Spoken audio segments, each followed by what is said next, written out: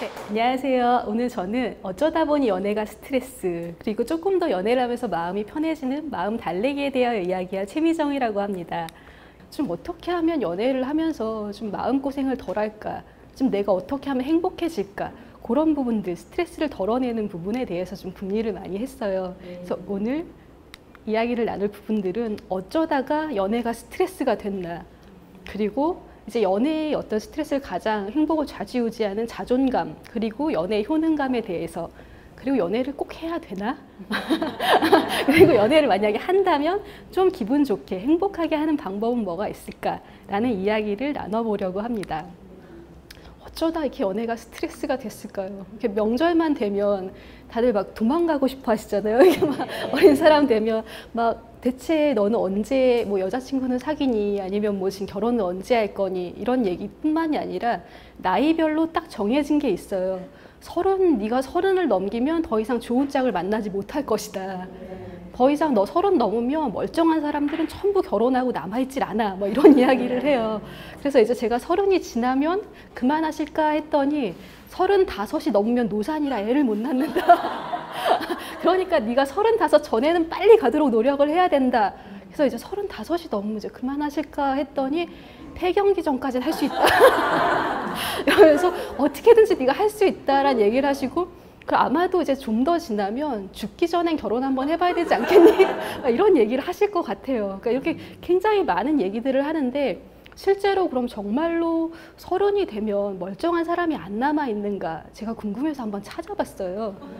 아니에요. 아니었어요. 그러니까 딱 봤더니 실제 우리나라가 뭐 OECD 1위인 게 굉장히 많은데 무려 미혼율도 1위래요. 그러니까 38.7%가 지금 미혼인데, 그 중에서 그러니까 OECD의 또 미혼율이라고 하는 건 15살이 넘은 사람들 중에서 이제 결혼을 안 한 사람이래요. 그럼 만 25세면 뭐 고등학생, 대학생이니까 그들이 포함이 돼서 약간 이게 수치가 높게 나온 거 아닐까 싶어서 좀 더 정확히 찾아봤어요. 통계청 자료예요. 그래서 통계청에서 재작년에 20여 년간의 이제 한국의 어떤 추세들을 쭉 이제 뽑아서 올렸는데, 봤더니 거의 추세가 결혼 안 하는 추세가 비행기 이륙하듯이 이렇게 쭉 올라가고 있어요. 그러니까 현재도 아니고 8년 전에 이미 20대 후반 중에 결혼을 안 한 사람들이 76%나 됐어요. 그러니까 30이 넘어서 남아있다고 지금 네가 짝이 없는 게 아니라 이미 76%가 8년 전에도 남아있었고 지금은 더 많이 남아있어요. 그리고 30대 초반의 경우에도 35.5%가 미혼이었었대요. 10년 전에. 그리고 이제 30대 후반의 경우에도 19.1%가 미혼이었었고. 그런데 그러니까 결혼들을 아직 생각보다 너만 안 하거나 너만 뒤처지는 게 아니라 안 하시는 분들이 지금 굉장히 많은 상태니까 그렇게 크게 걱정을 하지 않으셔도 되는데, 더 문제는 결혼만 안 하느냐 이게 아니라 보건복지부에서 이제 3년 전 자료를 한번 조사를 해봤더니 결혼을 이제 안 하는 사람들을 대상으로 결혼을 안 하는데 연애는 하고 계십니까? 라고 물어봤더니 아니래요. 그러니까 연애도 지금 안 하고 계시는 분들이, 미혼 중에서 연애를 안 하고 있는 분들이 남자는 66%, 여자는 63% 정도가 연애도 안 하고 있어요. 그러니까 그냥 결혼도 아직 안 하셨고 연애도 안 하셨고, 그럼 이제 연애를 아예 한 번도 안 하신 분들도 있을까? 일본에서 이제 조사를 해봤더니 남자분들 중에 한 20대 남자분들 중에 절반 정도, 그러니까 53%가 태어나서 연애를 한 번도 안 해보셨대요. 그리고 여자분들은 34% 정도? 근데 또 20대는 뭐 우리 기준으로 생각해봐도 공부하고 바쁘고 하면 그럴 수 있지, 40, 50대가 되셨는데 연애를 한 번도 안 해보신 분들이 남자는 28.1%, 그러니까 3명 중에 1명은 40, 50대지만 아직 연애를 한 번도 안 해보신 거예요. 여자분들도 21.4%가 연애를 한 번도, 그러니까 40, 50대가 되도록 하지 않으셨대요. 그럼 이게 한국 기준으로는 사실 상당히 이게 이상한 이야기가 되는데, 그래서 왜 연애를 안 하셨는지 한번 물어봤더니 그냥 특별한 이유가 없다. 그냥 그럴 수 있고 그냥 이성 교제가 귀찮다. 사람 많으면 힘드니까 그냥 나 혼자 지내는 게 좋다. 이런 분들도 계셨었고, 또 이제 이성 교제가 서투르다. 이런 얘기들을 하셨대요. 그럼 이제 일본의 경우는 이런데 우리는 어떨까? 우린 이런 조사 안 해요. 왜 그러냐면 방향이 되게 달라요. 그러니까 보니까 우리도 지금 아이들을 너무 안 낳아서 결혼도 안 하고 인구가 지금 줄어서 지금 되게 큰 걱정을 하고 있는데 약간 찾아가는 방향이 일본의 경우에는 왜 연애를 안 하느냐. 연애를 해야 결혼도 하고 뭘 할 텐데 애도 낳고 할 텐데 왜 연애를 안 하느냐를 이유를 찾는데 우리는 연애를 안 한다고 생각하지 않아요. 그러니까 연애를 안 하고 있으면 뭔가 부족하다고 생각을 해요. 그러면서 연애를 그러니까 하지 않는다는 거는 지금 경주에서 네가 뒤처졌다. 넌 지금 뭔가 하자가 있고 빨리빨리 달려야 되는데 못 달리고 있어. 빨리 연애를 하고 빨리 결혼을 하고 지금 빨리 아이를 낳고 아이도 하나는 좀 부족하니까 둘은 낳고 그리고 이제 둘 낳았으면 빨리 잘 키우고 해서 막 경주마처럼 마구 몰아붙여요. 근데 딱 이렇게 몰아붙이는 분위기다 보니까 당사자도 스트레스를 받고 이제 뭐 부모님도 같이 스트레스를 받으시고 이러다가 또 우리나라 특유의 문화가 등장했어요. 학원이 나타났어요. 3개월이면 결혼을 시켜준대요. 등록과 동시에 당신의 결혼을 책임져 드립니다. 막 이런 전문가분들이 막 나타나고 그리고 이제 3개월도 또 약간 우리의 빨리빨리 문화에서는 힘들잖아요. 그러니까 무려 일주일도 가능하대요. 네, 국제 결혼 일주일 만에 가능. 내일 비행기 타시면 내일 모레 결혼해서 올 수 있습니다. 막 이렇게 해서 이제 막 3일이면 가능하다. 점점점 얘기들이 막 짧아지고 있어요. 이렇게 되게 그러니까 숨가쁜 거죠. 빨리빨리 해서 해야 되는데 나이 더 먹기 전에 빨리 막 이렇게 하다 보는데 사실은 전문가들은 이걸 되게 말리고 있어요. 우선 기본적으로 뇌신경과학자 피셔 박사님은 최소한 2년 정도는 만나보고 결혼을 결정을 해라. 그러니까 우리가 뭐 이렇게 생각할 때 너무 스트레스 받은 상태에서는 이게 뭐 결정을 하면 좋은 결정을 못 하니까 너무 이제 사랑에 빠져 있을 때 결혼을 결정하면 약간 좋을지 안 좋을지 좀 뇌과학적으로는 좀 위험하다. 그러니 최소 2년 정도 지나고 제정신이 돌아왔을 때 그때 이제 결정을 하는 게 좋다라는 이야기를 하셨고 또 이게 뇌신경과학자뿐 아니라 이혼 전문 변호사분도 같은 얘기를 하셨어요.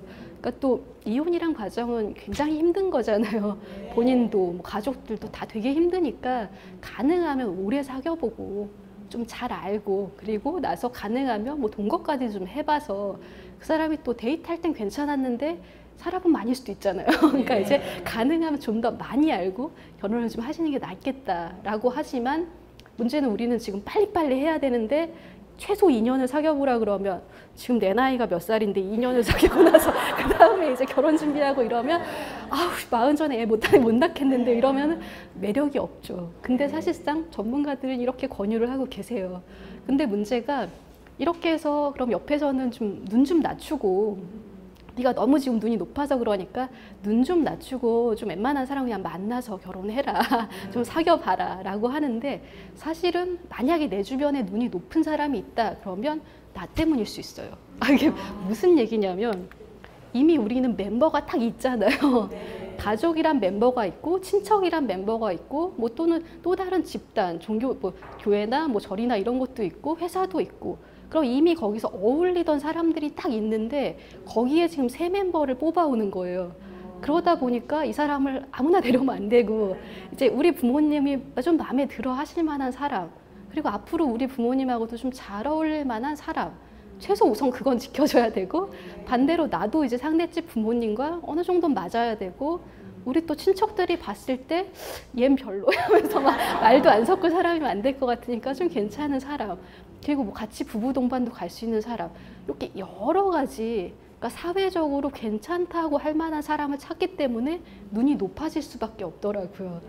그러니까 이게 굉장히 연애가 어떤 한 개인이 좀 하자가 있거나 문제가 있거나 이런 부분들이 아니라 지금 다분히 정말 개인의 어떤 문제점들이 아니라 사회적으로 여러 가지 문제들이 되게 엇갈려 있다라는 거. 그러니까 진짜 내가 혼자 모자라고 내가 혼자 부족해서가 아니라는 거. 여기에서 지금 문제가 시작이 되는데 벌써 이제 길을 팍 죽여놨잖아요. 뭔가 네가 하자가 없으면 연애를 잘할 거야. 이렇게 길을 팍 죽여놨기 때문에 사실 연애를 할 때 가장 많이 좀 우리가 행복감을 좌지우지하는 게 자존감과 연애 효능감이 상당히 큰 영향을 미쳤어요. 근데 왜 제가 딱 소개팅에 갔을 때 먹었던 음식이에요. 올갱이 해장국. 근데 그렇죠. 왜 웃으시는지 알고. 근데 보통은 이제 왜 소개팅이나 이런 자리 딱 만나면 뭐 파스타 같은 거 좀 예쁜 거 먹거나 커피 이렇게 마시 올갱이 해장국 집으로 바로 여자를 이렇게 데리고 가지 않잖아요. 근데 이 남자분이 딱 만나자마자 뭐 먹을까요? 그러더니 난 밀가루 안 먹어요 하더니 저거 맛있겠네요 하더니 그냥 휙 가시더라고요. 근데 또 이제 전 착한 척을 해야 되잖아요. 그래서 난 괜찮아요. 이러면서 이제 따라는 갔는데 이미 그때부터 그냥 화가 머리 끝까지 났어요. 아니 나를 얼마나 싫어하면 그러니까 막 화가 부글부글 나면서 저는 이 상황이 저를 무시했다고 생각을 했어요.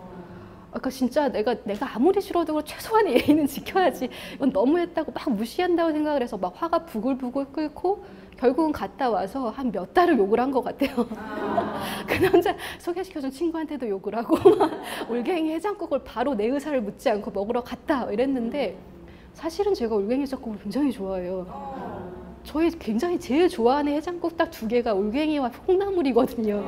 근데 콩나물 해장국집은 곳곳에 되게 많지만 올갱이 해장국 맛있게 하는 집은 되게 적어서 올갱이 해장국은 되게 좋았으니까 만약에 제가 저 남자가 나를 무시했어가 아니라 어머 나 올갱이 해장국 진짜 좋아하는데 이랬다면 아마 최소한의 제가 마음은 되게 편했겠죠.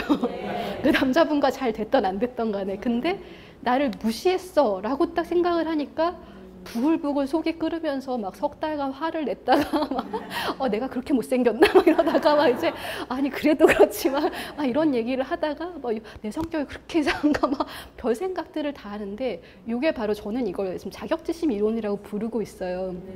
그러니까 정말 제 스스로가 그 남자가 저한테 뭐라고 한 거 아니잖아요. 근데 제 스스로가 나를 무시했어. 내가 만만한 거야. 그러면서 나를 좀 하찮게 봤다 이러면서 막 화가 난 거예요. 그래서 뭔가 여러 가지 지금 마음이 되게 확 끌어오를 때 보면 자격지심을 집어넣으면 얘기가 딱딱 맞을 때가 많더라고요. 근데 이 자격지심이라는 거는 그러니까 자기 스스로가 스스로를 되게 괴롭히는 마음인데 이걸 어쨌거나 제가 심리학을 했으니까 심리학 용어로 살짝 바꿔보면 이걸 자존감이라고 얘기를 할 수가 있어요. 그러니까 자존감은 자아 존중감인데 자기를 높인다.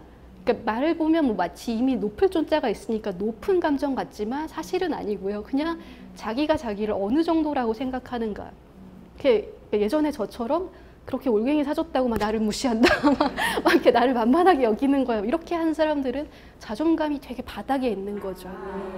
굳이 그것과 나의 가치를 연동할 필요는 없었는데 난 7,000원짜리야. 막 이렇게 해서 막 이렇게 화를 내고 만약에 뭐 비싼 거 사주면 난 비싼 사람이야.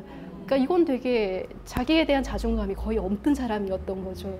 그런데 그래서 이거를 근데 자존감이라고 하면 또 헷갈리는 단어들이 있잖아요. 자신감도 있고 자존감도 있고 단어는 한 글자 차이로 자신감과 자존감 이렇게 있는데 사실 뜻은 매우 달라요. 그러니까 자존감은 제가 올갱이 해장국에만 화를 내는 게 아니라 지하철에서 누가 저 치고 지나가도 또 그래요.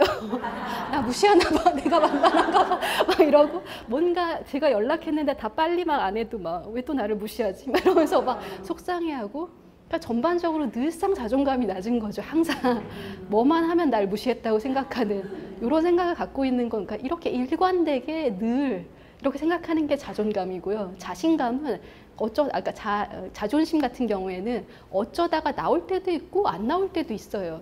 그러니까 뭐 상황에 따라 내가 자존심을 좀 세워야 될 때도 있고 뭐 뺄 때도 있고 이런 것처럼 일시적인 거지 자존감처럼 항상 나타나는 그런 감정이 아니에요. 그리고 이제 또 여기 좀 약간 친구 같은 감정으로 자부심 같은 경우에는 얘도 역시 일시적인 거예요. 그러니까 왜 한국이 축구에서 이겼다 그럼 갑자기 막 자랑스러운 대한민국 막 이랬다가 골 하나도 못 넣고 졌다 그럼 그만 때려쳐 막 이러면서 막 되게 우리나라 슬픈 나라 막 이런 식의 왜 자부심이 싹 사그러들잖아요. 이것처럼 자부심이라는 것도 어떤 계기가 있어야만 나타나는 거라 자존심과 자존감과는 상당히 다른데 그럼 우리는 지금 키워야 되는 게 자존심이라던가 자부심이 아니라 자존감을 키워야 되는데 사실은 이렇게 늘상 나를 무시하나 나를 만만하지 뭐 이렇게 하는 사람들은 평소에 사는 게 되게 힘들어요. 그래서 자기들이 이게 왜 자존감 때문에 그런다는 걸 알든 모르든 간에 모두가 쓰는 방식이 있어요. 그러니까 왜 내 마음을 보호하기 위해서 가장 쉬운 방법은 남을 무시하면 돼요. 그러니까 이제 나는 가만히 있었는데 지금 내가 되게 스트레스를 받을 때 다른 사람을 약간 비꼬듯이 말을 하는 거예요.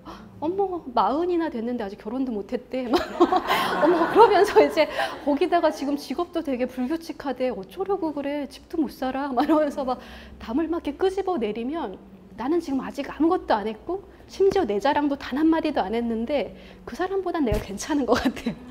그러니까 이런 식으로 끄집어 내리고 연휴가 됐는데 저 사람들은 막 연휴에 여행을 간대요. 그러면 이제 막 아우 왜 그래 연휴에 막 거기 나가봤자 사람만 많고 비싸 막 이러면서 나 같으면 그런 짓 안 해. 이렇게 얘기하면 난 지금 아무것도 안 하고 집에 있지만 그 사람보다 훨씬 지혜로운 것 같잖아요. 그러다 보니까 너무 쉽게 내 자존감이 막 지켜져요. 그러니까 어찌 보면 우리가 뭐 연애나 육아나 결혼이나 뭐 이런 것에 대해서 막 남한테 이렇게 얘기를 하시는 분들이 그분들도 자존감이 조금 낮으셔서 그렇게 옆에를 끌어내림으로써 자기 걸 지키고 계시는 걸 수도 있어요. 근데 문제는 이거는 지금 너무 쉽잖아요. 입만 움직이면 되고 원래 남의 험담은 쉬우니까 이건 참 쉬운데 문제가 단점도 커요.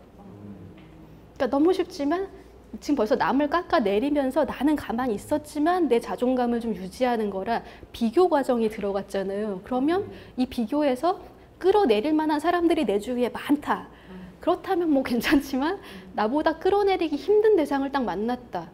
그러면 되게 힘들어져요. 방금 똑같은 기준으로 40인데 뭐 결혼도 못하고 돈도 못 벌고 직업도 변변치 않고 이래서 막 욕을 했는데 40인데 무려 무슨 기업의 대표래.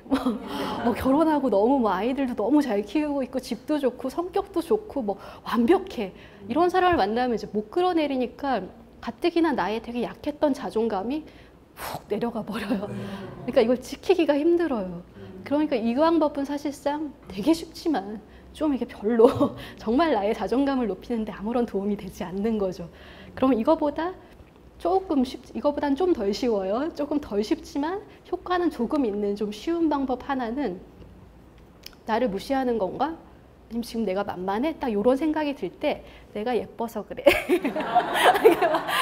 내가 예쁜 탓이야. 또는 내가 정말 귀여운가? 막 이런 것들 막 해서 내가 너무 멋있어서 그래. 말도 안 되죠. 나도 자기 스스로도 알아요. 근데 이게 뜻밖의 그러니까 자존감이 되게 낮을 때는 지하철에서 누가 이렇게 쳐다보면 그 남자분이 제가 좋아서 봤을 수도 있잖아요. 만에 하나. 하지만 자존감이 낮으니까 얼굴에 뭐 묻었나? 막 이러면서 나 이상하다고 쳐다보나? 나 지금 살쪘나? 막 이렇게. 그러니까 되게 스트레스를 막 받아요. 사람들이. 그러다가 화가 나버려요. 아, 왜 쳐다보고 그래? 이러면서 막 화가 나버리는데 이럴 때 늘 생각하는 거죠. 이제 내가 예뻐서 그래. 그리고 지하철을 이렇게 걸어가는데 나를 막 팍 치고 지나가신다. 그러면 또 이제 바로 내가 만만한가? 뭐 나를 왜 무시해? 이게 아니라 아이 내가 예뻐서 그래. 상사가 나를 혼낸다? 또다시 말 내가 예뻐서 그래. 그러면 이게 진짜 하면서도 자기가 말이 안 된다는 걸 너무 잘 알아요. 그러니까 이게 의도적인 귀인 오류예요. 이 원인이 아니라는 걸 귀인이라는 건 원인을 찾아가는 건데 이 원인이 아니라는 건 지금 다 알잖아요. 알면서도 내가 예뻐서 그래. 내가 너무 귀여운 탓이야. 막 이렇게 하다 보면 자기가 어처구니가 없어서 웃음이 나와요. 아니면 진짜 내 남자친구가 나를 막 나한테 괜히 짜증을 막 내거나 아니면 애가 정말 속삭일 때 내가 다 예쁜 탓이다. 이렇게 하다 보면 어처구니가 없어서 웃음도 나고 이게 최소한의 내가 지금 나를 무시하나? 내가 만만해? 딱 이럴 때 보면 벌써 미간에 주름이 싹 생기잖아요. 기분이 상하니까. 그런데 내가 예쁜 탓이야 하면은 미간이 펴져요. 맞아요. 맞아요. 이렇게 쫙 펴지면서 기분이 좋아져요. 그러니까 왜 나 무시하나? 만만해? 막 이러면서 막 화를 내다 보면 내 미간만 쭈그러들지 아무도 내 마음을 알아주지 않으니까 그냥 최소한 내가 예쁜 탓이야. 내가 괜찮은가 봐. 뭐 이렇게 얘기를 하다 보면 좀 나아져요. 그러니까 자존감이 기분이 상하는 것도 막아주고 자존감이 뚝 내려가는 것도 좀 막아는 줘요. 근데 이게 너무 쉽잖아요. 쉬운 건 기능이 단순해요. 그래서 이게 떨어지는 걸 막아는 주지만 올려는 못 줘요. 그러니까 올려는 못 줄 때 그럼 이제 올려주는 거는 좀 더 노력이 필요하더라고요. 원래 뭘 거저들 수 없으니까요. 근데 올려주는 방법들은 나 스스로 나에게 점수를 주는 거예요. 근데 여기서 되게 중요한 건 남이 알아주던 몰라주던 상관없이 나 스스로 나한테 점수를 주는 거예요. 그래서 만약에 제가 가장 저한테 점수를 많이 주는 건 유리문 잡아준 다음에 전 점수를 많이 줘요. 이렇게 뒷분들이 막 이렇게 따라오실 때 유리문 이렇게 잡아드리면 어떤 분은 뭐 감사합니다 하시고 막 지나가는 분도 있고 또 어떤 분은 이렇게 막 그냥 쓱 가세요. 그러면 약간 기분이 상해요. 전 소심하니까. 하지만 어쨌거나 상대가 알아주던 몰라주던 간에 나는 남을 배려하면서 뭐 유리문도 잡을 수 있는 사람이라는 것 자체가 내가 좀 괜찮은 사람 같잖아요. 그러면 플러스 3점 줘요. 아, 잘했어. 이러면서 막, 3점 이렇게 주고, 그 다음에 뭐 택시 같은 데서 내릴 때, 감사합니다. 막 덕분에 빨리 왔어요. 하면 가끔 뭐 또 같이 인사하시면서, 손님이 타줘서 내가 더 고맙죠. 이런 분도 계시고, 그냥 인사 안 하세요. 이런 분들도 계세요. 근데 그러셔도 어쨌거나 나는 인사를 했으니까. 그럼 또 3점 주고 뭐 이런 식으로 이렇게 자기 혼자 내가 잘했다 싶으면 상대가 고맙다고 하던 안 하던 간에 저한테 막 점수를 줘요. 그러니까 상대방이 고맙다거나 몰라주는 거 이런 거 상관없이 자꾸 저한테 점수를 주고 어쨌거나 제일 중요한 포인트는 울컥할 때 내가 나를 무시하다, 내가 만만해, 그리고 내가 진짜 그렇게 막 해도 되는 사람이지 막 이런 생각들이 올라오는 걸 막는 거. 이게 지금 가장 중요했는데 어쨌거나 사실 저의 지금 연애에 대한 이야기였으니까 연애를 예로 한번 연습을 해볼게요. 그러면 사실 좋아하는 사람이 나한테 막 짜증을 부리거나 함부로 대한다. 이러면 되게 속상해요. 스트레스도 너무 많이 받고 속상할 때 제가 이렇게 연애하면서 막 너무 힘들고 울고 막 했었던 게 남자친구가 짜증을 낼 때마다 내가 그렇게 하찮아, 내가 그렇게 막 해도 되는 사람이야 이러면서 막 화를 냈었거든요. 그러면 뭐 남자친구도 그러면 미안해가 아니라 어디다 대고 짜증이야 막 이러면서 같이 싸움이 나버리는데 만약에 이럴 때 제가 생각을 지금처럼 바꿔서 난 진짜 대단해. 저렇게 짜증 부리는데 내가 다 받아주고 있어. 난 정말 마음이 넓은 사람이야. 막 이러면서 제 스스로 저한테 점수를 주는 거죠. 어차피 근데 만약에 난 이렇게 좋은 사람인데 나한테 막 짜증을 내요. 그 사람이 나를 평가하는 건 별로 중요치 않아요. 그러니까 지금 나에게 중요한 건 내가 나를 얼마나 가치 있게 여기는가 이런 부분이 중요하고 그럼 이제 1번은 답을 안 써왔어요. 애인이 바람을 폈다. 그러면 이제 답이 기니까 그냥 제가 얘기를 할게요. 이럴 때 굉장히 화가 나고요. 이럴 때 가장 사람이 충격을 받는 게 바람 피운 상대보다 내가 못해서 그 사람이 나보다 훨씬 나은 것 같아서 나를 버렸나? 나를 배신했나 생각 때문에 화가 막 나면서 자존감이 뚝뚝 떨어져요. 그럴 때 그렇게 생각하면 되죠. 나는 이 관계를 유지하는 되게 소중함을 잘 알고 있는 사람인데 저 사람은 그걸 모르는 그런 지혜가 없네. 그리고 나는 되게 가치 있는 사람인데 모르네. 그냥 이렇게 생각을 하는 게 훨씬 저 자신한테 좋은 거죠. 내가 그 여자보다 못해? 막 이러면서 아니야 내가 더 예쁘던데? 막 이런 생각 해봤자 아무 도움이 안 되니까 이렇게 그러느니 그냥 저 사람은 잘 모르는구나. 이렇게 생각을 하는 편이 훨씬 더 제 마음에 도움이 됐어요. 그리고 연락을 했는데 답이 없다. 애 타죠. 사실 말을 이렇게 하면서 저도 애는 타요. 그러면서 저는 저는 이제 편할 때 답해놓고 제가 보냈을 때는 이렇게 계속 들여다보고 있고 뭐 이렇게 하는데 그럼 답이 조금 늦어지는 것 같고 특히나 요즘에 문제가 이렇게 메시지를 보낸 다음에 SNS 활동 같은 걸 하시잖아요. 그러면 내 거엔 답이 없는데 여기저기엔 다 올렸어. 막 댓글도 달고 다녀. 이러면 막 화가 나요. 나를 무시하는 거지 막 이러면서 막 화가 나는데 그럴 때 이제 딱 생각을 해보는 게 보내는 건 내 자유잖아요. 나 허락받고 보낸 거 아니라 내 맘대로 나도 보냈고 그러면 내 자유를 행사했듯이 상대방도 확인할 자유가 있어요. 그러니까 내가 아무 때나 내 맘대로 나 편할 때 보냈듯이 그 사람도 아무 때나 자기 편할 때 보고 답을 할 수 있는 자유가 있다. 나는 그걸 인정할 수 있는 사람이다. 라고 생각을 하면 또 되게 근사하잖아요. 막 이거 왜 지금 3분이나 지났는데 답을 안 하지 보다 나는 그런 자유를 아는 사람이지. 막 이렇게 하면 조금 더 내 자신이 괜찮은 것 같은. 이렇게 해서 자꾸 연습을 하다 보면 최소한의 그러니까 뭐 남의 마음이 편해지는 게 아니라 그냥 제 마음이 조금 더 이렇게 편해졌는데 이렇게 자존감을 좀 기껏 끌어올렸을 때 그럼 이제 연애가 잘 됐느냐? 아니에요.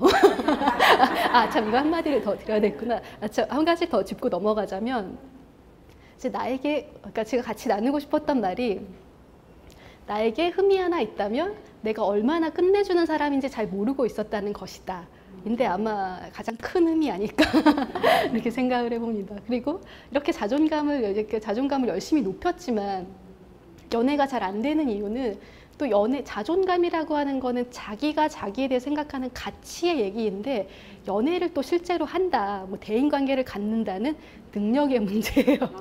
이러다 보니까 문제가 있는데 이렇게 능력 중에서도 내가 이걸 잘할 수 있다 라고 하는 효능감의 문제예요. 그래서 보통 왠지 요리 잘하시는 분 많으실 것 같은데 요리를 잘하시는 분들은 처음 하는 요리를 하셔도 겁을 별로 안 내시더라고요. 뭐 그냥 이렇게 해보면 대충 양념 다 똑같아 하시는데 저는 요리를 되게 못하거든요. 그래서 늘 겁나고 늘 레시피를 막 이렇게 찾아보는데 잘하시는 분들은 그냥 요리는 뭐 그냥 대충 뭘 해도 내가 어느 정도 할 수 있다. 그러니까 요리 효능감이라는 게 있으신 거예요. 운동신경 딱 좋으신 분들은 처음 하는 운동 하더라도 별로 겁 안 내시잖아요. 막 레저 스포츠 같은 거 해도 뭐 그냥 대충 하면 되지 하는데 저 같은 몸치들은 이제 막 안 돼, 나는 못할 것 같아요 이렇게 하는데 운동 효능감이 없는 거고요. 그러니까 이런 것처럼 자기가 애초에 그리고 처음부터 굳어서 나는 운동 잘 못하니까 못할 것 같아 하면 되게 쉬운 재밌는 스포츠들도 많은데 이미 굳어있기 때문에 잘 못해요. 이미 자신이 없거든요. 못할 것 같고 나는 잘해본 적도 없고 막 이러면서 근데 이거 뭐 자전거 같은 것도 남들은 더 쉽게 배울 때 훨씬 어렵게 배운다거나 이런 식이 되는데 연애라는 것도 그런 분들이 되게 많아요. 그러니까 이게 자존감과 효능감이라는 것 상당히 다른 부분들이 아마 주변에서 보더라도 굉장히 괜찮은 흔히 말하는 속세적으로 괜찮으신 분이에요. 막 이렇게 외모도 좋고 성격도 좋고 뭐 능력도 좋은데 연애만 못하시는 분들이 있어요. 그럼 본인도 되게 스트레스를 받으세요. 내가 공부도 좀 학교 다닐 때 잘했고 일도 뭐 회사에서 잘 하는데 연애는 너무 어렵다. 이렇게 하는 게 연애 효능감이 없으신 거예요. 잘할 수 있다. 이런 믿음이 없는. 근데 그럼 연애 효능감은 어떻게 높이느냐. 그런데 그런 연애 효능감에 대해서 이렇게 높이는 방법들이 모든 효능감을 다 높이는 가장 전통적인 방법은 작은 성공이에요. 그러니까 요리를 되게 못하는 사람이 요리 효능감을 요만큼 높이려면 너무 어려운 거 말고 이미 전문가분들이 다 재료 준비해 주신 김밥을 말기만 하는 거라든가 아니면 뭐 이렇게 샌드위치를 쌓기만 하는 걸 한 다음에 어쨌거나 마무리는 제가 했잖아요. 그러면 이제 제가 내가 했어. 나 샌드위치도 만들고 김밥도 만들었어 하면서 요리 효능감이 막 올라가는데 문제는 연애는 그럼 누구를 만나보거나 연락이 좀 되거나 됐어야 이게 올라가는데 안 되잖아요. 요럴 때 그래서 제가 좀 저에게 이런 비슷한 연애와 조금은 다르지만 비슷한 고민 중에 하나가 제가 또 음치의 박치예요. 그 노래방을 가면 즐거우신 분들도 있는데 저는 특히 신입사원 때 노래방에 가자 그러면 식은땀이 났어요. 노래를 너무 못해서. 근데 왜 신입사원들은 꼭 노래해야 되잖아요. 그러면 진짜 이렇게 막 덜덜 떨면서 막 이렇게 노래를 하고 이랬었는데 이러다 보니까 악기도 잘 못 다뤄요. 그러니까 박치기도 하니까. 그래서 그나마 이제 제 평생 소원 중에 하나가 가야금을 배워보는 거라서 몇 년 전부터 배웠는데 역시나 힘들더라고요. 박자를 못 맞추겠어요. 그래서 이제 원장님한테 너무 힘들다. 저는 박치라서 박자를 못 맞추겠어요. 얘기를 했더니 자치동과 국악원 원장님께서 딱 바로 해주신 얘기가 박치는 없어요.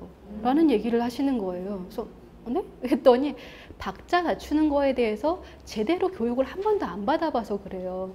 그리고 우리 흔히들 음대 나오거나 뭐 아니면 좀 어떤 문화센터를 가시거나 이런 분들이 아닌 이상은 박자 맞추거나 음정 맞추는 거에 대해서 한 번도 배워본 적이 없기 때문에 자기가 음치나 박치라고 생각을 하는 거래요. 그래서 배우면 물론 타고난 음감, 절대 음감 이런 분들처럼 잘하진 못해도 좀 낫다 얘기를 해주시더라고요.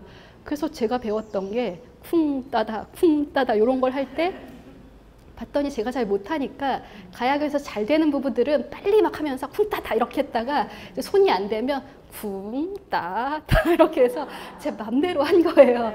그러니까 딱 알려주신 게 잘 안 되면 안 되는 속도에 맞춰서 나머지도 똑같이만 하면 최소한 박치는 아니다.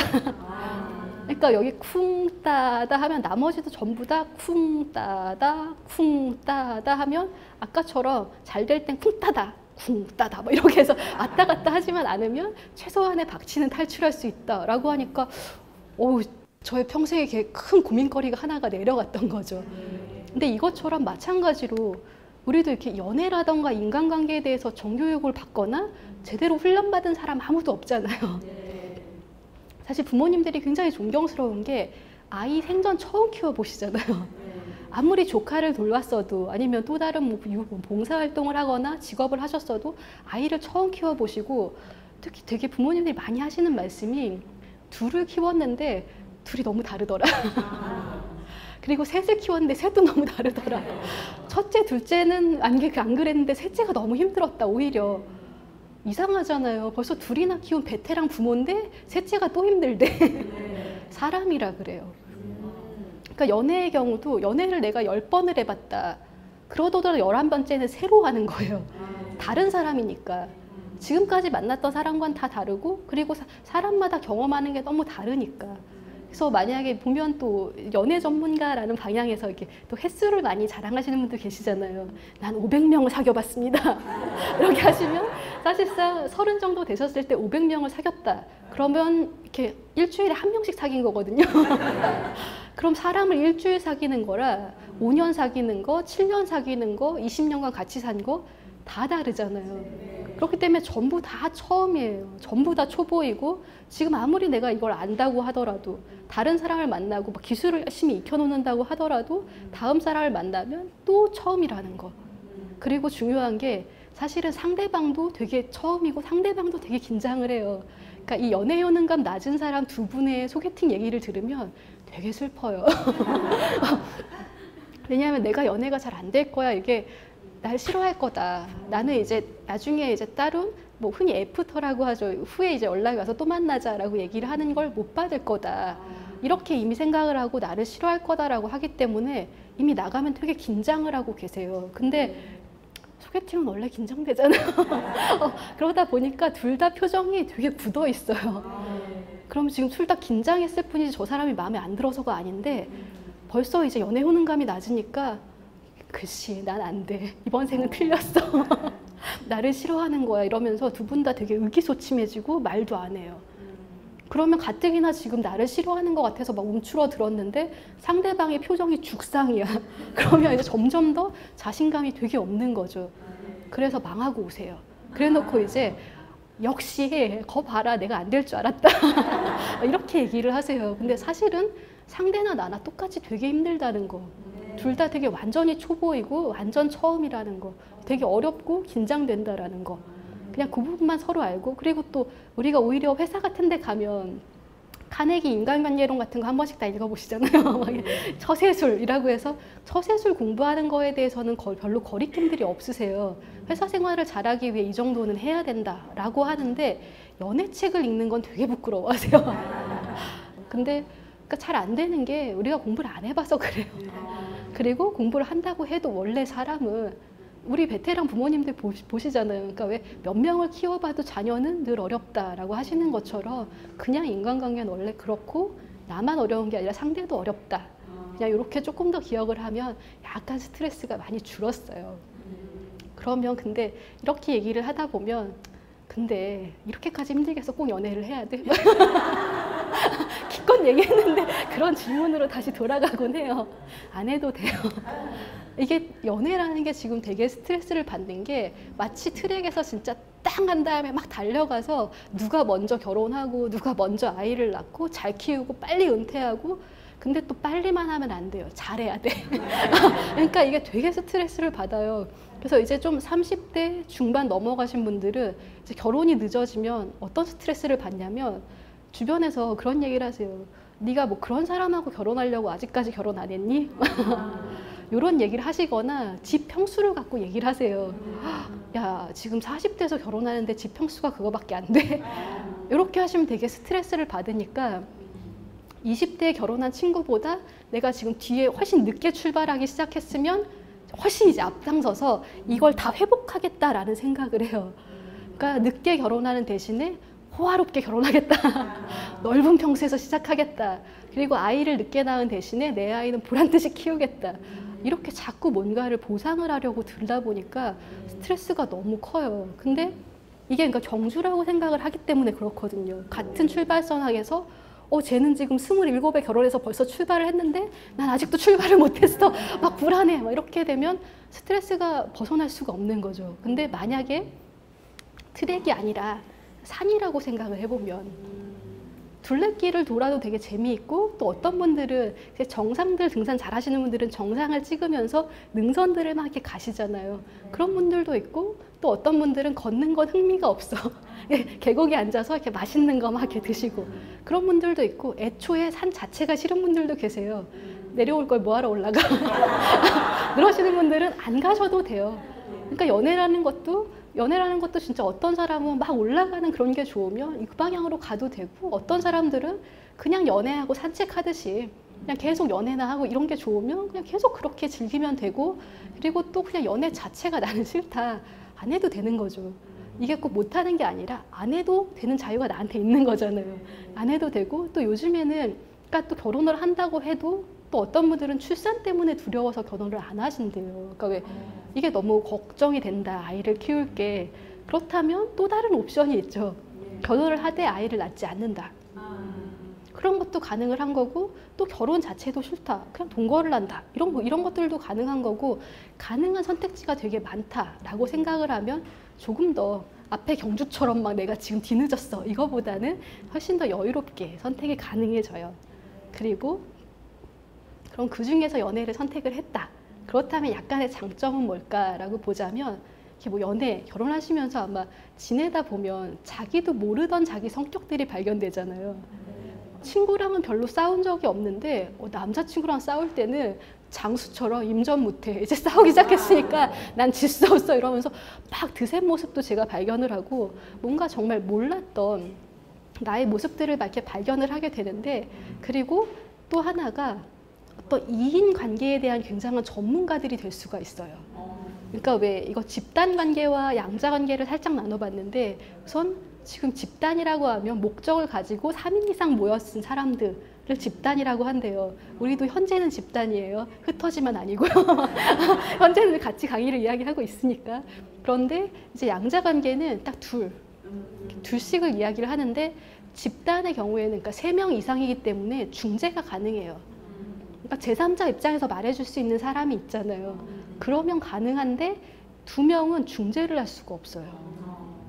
그래서 자기가 아무리 협상 전문가다, 아니면 뭐 판사다, 변호사다 하더라도 자기의 배우자나 자기 뭐 연인과 싸웠을 때 중재할 수 없어요.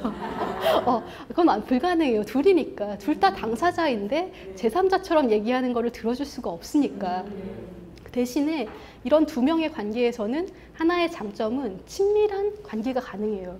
그러니까 왜 같이 학교 다닐 때나 뭐 아니면 같은 뭐 취미 활동 같은 거 할 때 여럿이 몰려 다닐 때 있잖아요. 이렇게 무리지어서 이렇게 우리 그룹이야 이렇게 하는데, 나중에 그게 끝나고 나면 연락이 되는 사람은 한둘밖에 없어요. 보면 주로 나랑 그거 할 때부터도 이미 따로 만나서 밥을 먹었거나, 아니면 같이 뭐 원래 개인적으로 막 연락을 많이 했던 사람들, 그런 사람만 딱 남고, 분명히 같이 다녔는데 연락이 없어요. 이건 그러니까 집단에서는 이렇게 친밀한 관계가 불가능해요.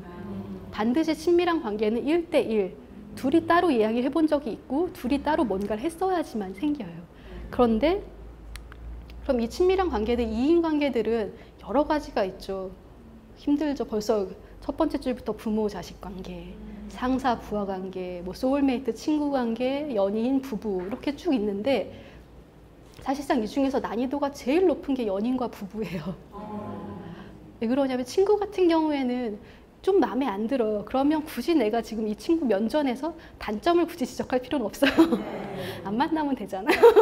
아니면 지금 좀 참았다가 집에 가서 얘기하면 되니까 그냥 좀 넘어갈 수 있고, 사실은 부모 자식의 경우에도 서로 못마땅한 점이 많아도 좀 어느 정도 시한부가 있다라고 생각을 하세요. 그래서 부모님들이 막 못마땅하시면 결혼해서 네 맘대로 해 그렇게 하시고, 아니면 자녀 입장에서도 내가 지금은 막 이렇게 참지만 내 결혼해서 독립하면 내 맘대로 하리라 라면서 좀 시한이 있는데, 연인은 기본적으로 평생을 가정을 해요. 그래서 딱 생각을 해보면 평생 저 꼴을 본다라고 생각하면 화가 나는 거죠. 못 참겠는 거고, 이제 뭐 부모 자식처럼 이렇게 몇 년이 지나고 나면 우리가 떨어질 거다, 아니면 친구처럼 불편하면 안 만나면 된다라고 하면 좀 참을 수가 있는데, 이제 저 꼴을 평생 내가 봐야 된다라고 생각을 하면 그러니까 평생 봐야 되니까 당장 고쳐야 될 것 같아요.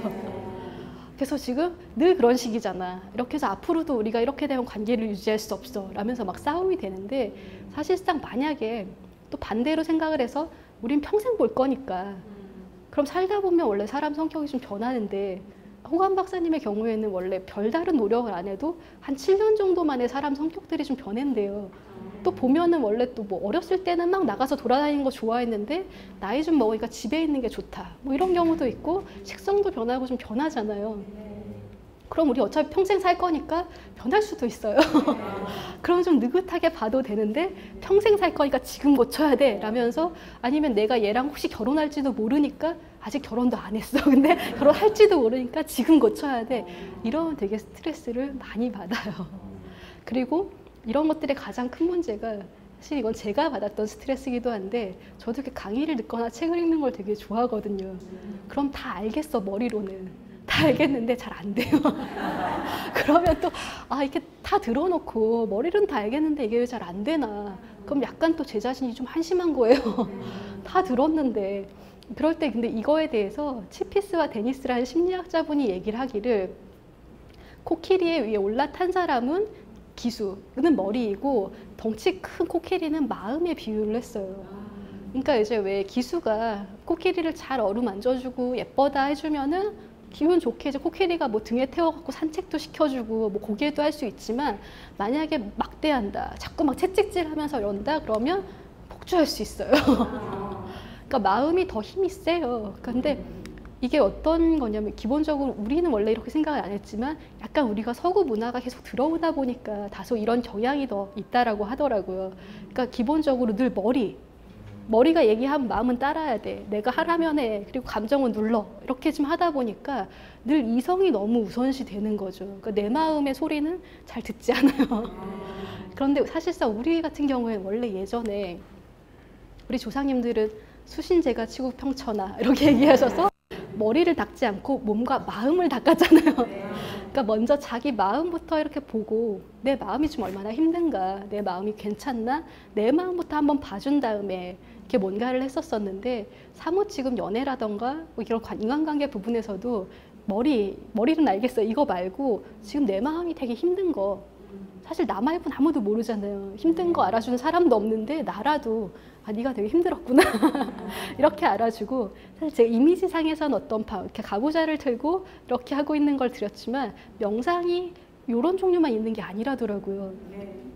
이미 다 아시는군요. 저는 최근에 알았어요. 그러니까 명상의 종류가 딱 이렇게 가부좌를 틀고 그다음에 무념무상으로 해서 마음을 싹 지우는 거 말고 그냥 아무 때나 내 마음이 지금 어디에 있는가를 그냥 아는 것만으로도 명상의 일종이래요.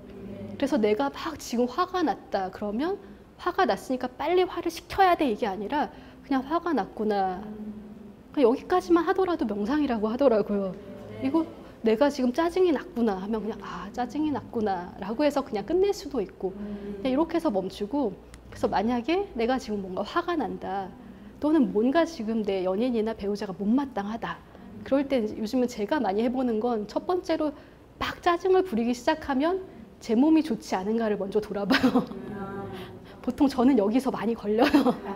제가 생리통, 배란통, 기타 등등의 뭐 어깨 결림 등등이 딱 있으면 짜증을 막 내고 있더라고요. 그러니까 내 몸이 안 좋으니까 화가 났던 거예요. 그리고 최근에 뭐 피곤했다던가 뭐 돈 때문에 스트레스를 받는다던가 일이 많거나 다른 인간관계 때문에 짜증이 났거나 그러니까 사실 그 사람 문제가 아니라 정말 내 문제인데 내가 되게 화가 많이 났던 거죠. 그리고 반대로 상대방도 근데 난 지금은 정말 내 마음은 평온해. 그런데도 상대방이 나한테 내가 잘못한 것도 아닌 것 같고 막 나한테 뭐라고 할 수도 있어요. 그럴 때 보면 상대방도 같은 기준으로 한번 이렇게 몸이 좀 안 좋은 건가? 아니면 좀 요새 스트레스 많이 받나? 이렇게 생각해 보면 보통 그럴 때도 걸릴 때가 많아요. 그래서 그냥 첫 번째로 왜 나한테 짜증이야 말고 어디 몸이 아파?